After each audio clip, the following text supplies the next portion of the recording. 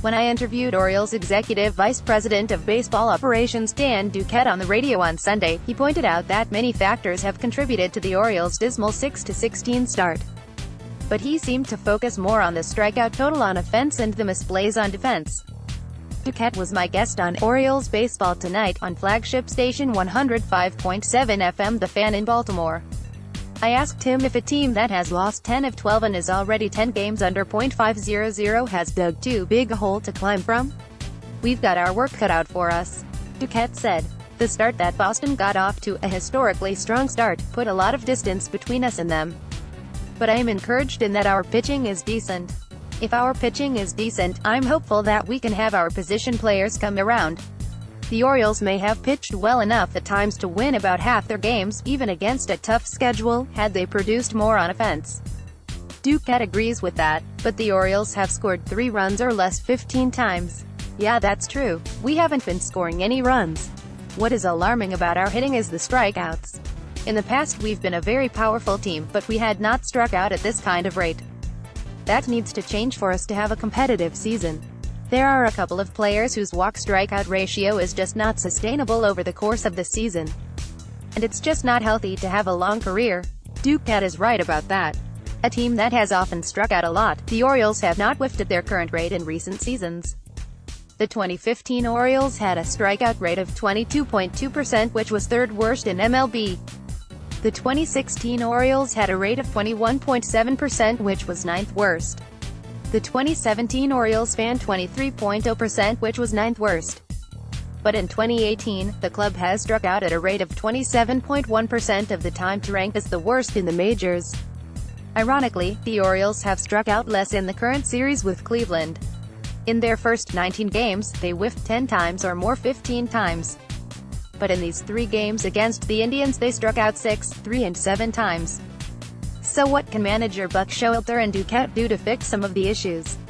"We're going to need to put the ball in play more and catch the ball. If we do those things, we can stabilize our ball club. Beyond that, we can look to see what we have at AAA and see if that will supplement our roster. But we have to stabilize our defense and improve our ability to put the ball in play," he said. Is Duquette looking to add anyone from outside the organization? Are there some potential additions that could help? Of course there are. But we're not going to have wholesale changes to our ball club. That is not realistic at this point. We're going to have to ride it out and see if we can get back to being a competitive ball club. And if the Orioles continue to be a losing ball club, Duquette and the front office may start looking to trade pending free agents, possibly to even include Manny Machado, who hit 2 more homers on Sunday. Is a sell-off possible if the Orioles continue to lose? Well, the issue now is to get the ball club back, so it's competitive. Unfortunately, we've dug a hole and we are going to see if we can dig out of the hole. We can revisit that question later on. We have some talent on this team.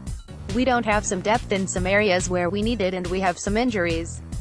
Like Bill Parcells says, we don't want to hear about your injuries or your schedule. Your record says who you are. Over the course of the season some of these things will even out, but we are going to have to play a little better baseball than we have so far to compete in the American League, Duquette said in the interview on The Fan.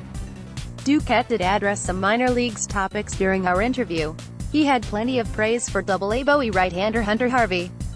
So far he has thrown 4 1/3 in 2 starts, allowing 4 hits and 1 run with 2 walks and strikeouts.